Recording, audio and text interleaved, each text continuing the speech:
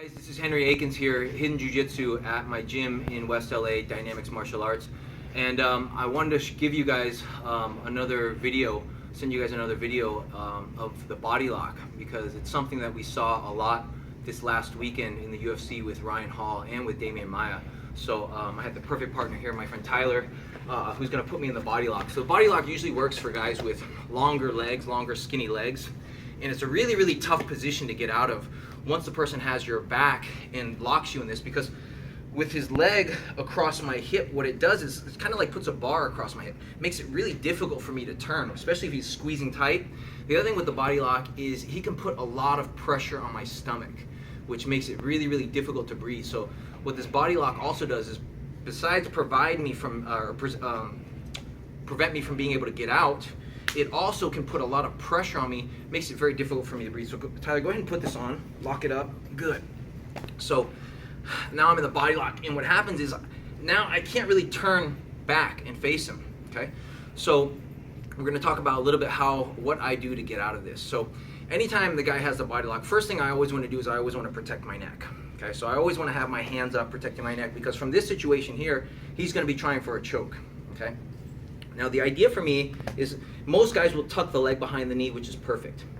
I want to bring my feet as close as I can to my butt, because with my feet on the ground, now what it does is it allows me to dictate what side we fall to, okay? So what happens is his legs are wrapped around me, controlling me. I have my legs on the ground, which allows me to kind of put pressure and dictate what side we want to go to. So even wrap your arms around me, Tyler, and go for like a seatbelt type grip, right? So something like this, okay? So what I'm going to do, especially if he has his leg wrapped around, I want to keep this leg caught, and now with my foot, I bring my foot to the ground, and what I'm going to do is I'm going to drive to the side that he has his ankle trapped, okay?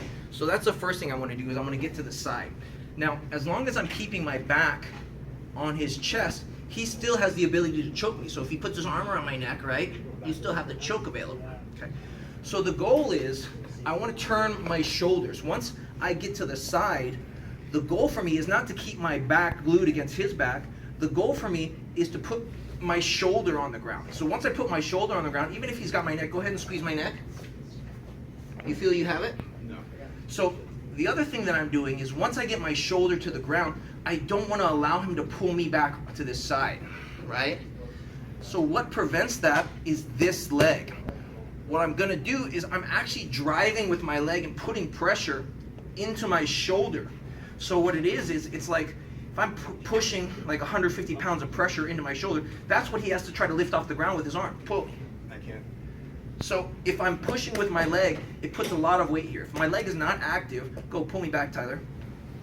See, he can kind of pull me back to the middle. So what I'm gonna do is I drive and I turn my shoulder to the ground. From here, if you come over this side, you can kind of see a little bit better. What I'm going to do is I'm going to push his knee, and now this is how I put pressure, because what I want to do is I want to ankle lock him, okay? And so what I'm going to do is I'm going to put pressure on his knee, and now what I'm going to do is, using my foot on the ground, I'm going to actually turn my hip into the back of his ankle, okay? So it's not a straight. I'm not actually putting my hips forward, because this is pretty comfortable for you, right? Yeah. If I put my hips forward, even if I'm pushing the knee, if I put my hips forward, it's still comfortable. What I'm gonna do is, it's almost like a hip movement, okay? I put my feet on the ground, this leg is driving my weight here, keeping my weight so he can't pull me back, keeping my shoulder on the ground, and now what I do is I actually turn my hip. So this side hip is going into the back of his ankle, okay? So this hip is actually going down as this hip is going forward, turning into the back of his ankle, which puts him in a really, really nasty ankle lock. So one more time, he's got me in this type of situation. So always hands up to protect my neck, and I keep my elbows in too, because I don't want to allow him to get underneath, right? So if I can prevent this type of seatbelt grip in the beginning, I'll try to, just by keeping my elbows in and keeping my hands here. So if he tries to get underneath my armpit, my elbow just stays glued tight, right? Feet close to my butt. My feet are far away, I don't have any drive with my legs. So anytime someone has my back, my legs are actually very, very active in helping me to control what side we go to. So feet close to my butt, I drive. The main thing is not to stay aligned with his chest. So as soon as I turn my shoulder, even go ahead and squeeze tight here. Go. I can't do it. So he only has the side of my neck. This whole side is open just because of the little angle that I've turned, okay? I can push on the knee, or if it's a fight, I'm gonna use my hand just to protect my face a little bit while I push, and now both feet on the ground, turning my hip into the ankle, okay? So what I'm doing is with my feet on the ground, my hip actually turns, and what you can see is all this pressure is going into the back of his Achilles and going through his ankle, okay?